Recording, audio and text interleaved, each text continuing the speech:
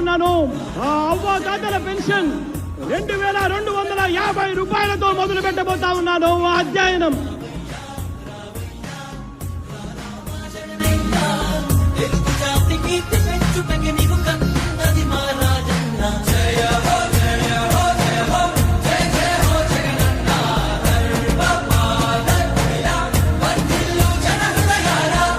ఈ రోజు నుంచి రైతు భరోసా అన్న పథకానికి అమలు తీసుకొస్తున్నాము అని చెప్పి సగర్వంగా ఈ వేదిక మీద నుంచి నేను తెలియజేస్తా ఉన్నాను. 12,500 రూపాయలను 13,500 రూపాయలకు మార్చి తీసుకొచ్చే కార్యక్రమానికి శ్రీకారం చుడతా ఉన్నామని సగర్వంగా ఈ వేదిక మీద నుంచి చెప్తా ఉన్నా.